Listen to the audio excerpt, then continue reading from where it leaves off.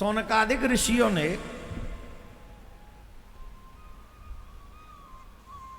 शिवलिंग के विषय में प्रश्न किया। इस पृथ्वी के सभी तीर्थों में जितने शुभ लिंग हैं अथवा इस भूतल पर अन्यत्र भी जो प्रसिद्ध लिंग हैं, कृपा करके उनके विषय में हमें वर्णन करके सुनाइए। सूत जी कहते हैं, ऋषियों, शिवलिंग की कोई सीमा नहीं है। शिवलिंग स्वर्ग में भी है, शिवलिंग पाताल में भी है, और पृथ्वी तो पूरी ही शिवलिंगमय है। पूरी पृथ्वी ही शिवलिंगमय है, तो शिवलिंगों की कोई सीमा नहीं। परंतु कुछ शिवलिंग,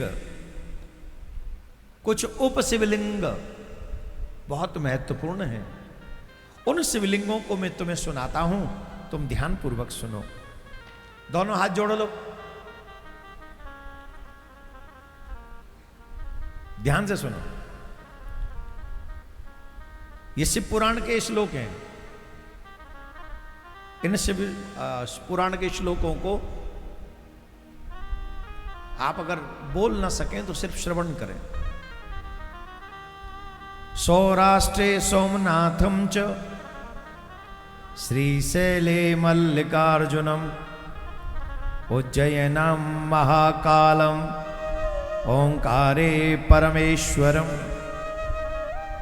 केदारम हिमवत्स पृष्ठे डाकिन्यां भीमशंकरम वाराणस्यां च विश्वेशं त्र्यंबकं गौतमी तटे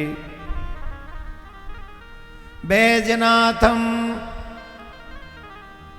चिताभूमो नागेशं दारुकावनै सेतुबंधे च रामेश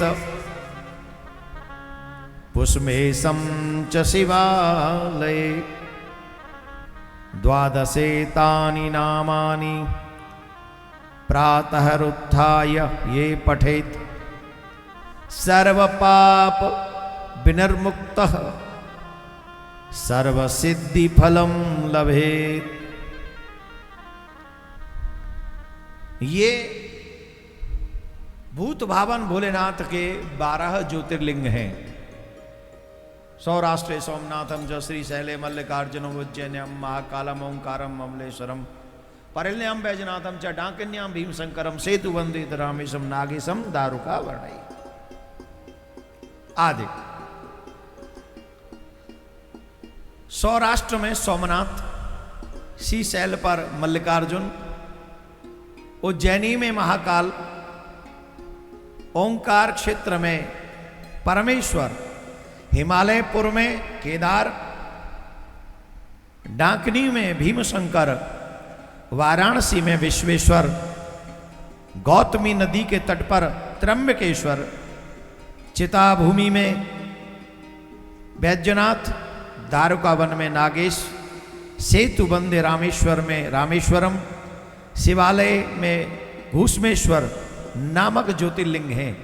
जो प्रतिदिन प्रातःकाल उठकर इन 12 नामों का पाठ करता है उसके सभी प्रकार के पाप छूट जाते हैं और उसके संपूर्ण पाप मुक्त होने के बाद सभी प्रकार की रिद्धि सिद्धियां उसे सहज में प्राप्त हो जाती हैं, जो इन 12 ज्योतिर्लिंगों का नाम प्रत्येक दिन स्मरण करता है।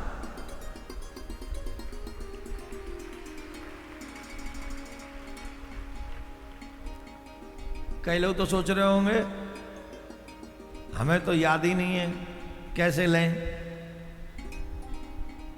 याद है? किस किस को याद है बताओ? आप सोचो, ये अगर आपको पहले से याद होते तो अब तक इतने पापों का संग्रह नहीं होता, क्योंकि आप हर दिन बोल रहे होते और हर दिन बोलने पे जितने भी पाप किए वो सब नष्ट हो जाते। आप अपने बच्चों को 12 ज्योतिर्लिंगों के नाम याद नहीं करा सकते। दोनों हाथ जोड़ो, मैं शॉर्ट में ये बोल रहा हूं 12 ज्योतिर्लिंग।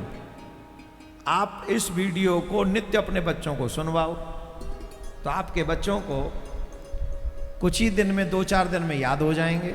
और उनसे कहो सुबह उठ के स्नान करके सबसे पहले ये 12 ज्योतिर्लिंगों का दर्शन करो। जाने अनजाने उनसे जो भी पाप बन पड़ेगा वो सहज में ही समाप्त हो जाएगा। आप भी याद करो, दूसरों को याद करवा दो, बच्चों को याद करवा दो, दूसरों के घरों में, सनातनियों के घर में इसको शेयर कर दो, जिससे उनका भी पाप कट जाए। नहीं तो पापी तो जाएंगे ही वहाँ, यमराज के यहाँ वेट कर रहे हैं वो। सुनो ध्यान से, हाथ जोड़ो, श्लोक बोल रहा हूँ, ये याद करा देना, बड़ा क्लियर बोलूंगा। सौराष्ट्र सोमनाथम च श्रीशैले मल्लिकार्जुनम उज्जैन्याम महाकालम ओंकारम ममलेश्वरम परल्याम बैजनाथम च डाकिन्याम भीम शंकरम सेतुबंदे तु रामेशम नागेशम दारुकावनै वाराणस्याम तु विश्वेशम त्र्यंबकम गौतमी तटे हिमालये तु केदारम घुष्मेशम च शिवालये एतानि ज्योतिर्लिंगानि सायं प्रातः पठेन्नरः सप्त जन्म कृतं पापम स्मरेण विनश्यति। इन 12 ज्योतिर्लिंगों को सुबह दोपहर शाम जो नित्य पाठ करता है, जैसे ही पाठ करता है उसके 7 जन्मों के पापों का नाश हो जाता है। ए वीआईपी लोग ऐसे नहीं करना, ऐसे जोर से भजन।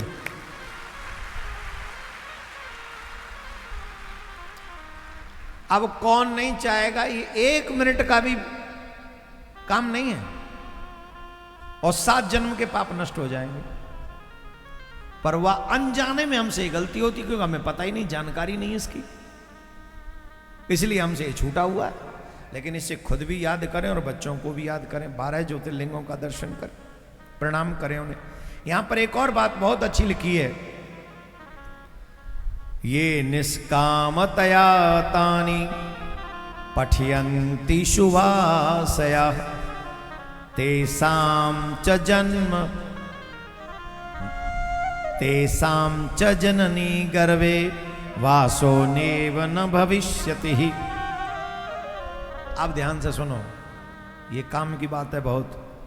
जो मनुष्य निष्काम भाव से इन मंत्रों का जाप नहीं करते, जो सकाम भाव से करते हैं, उनकी वो कामना पूरी हो जाती है।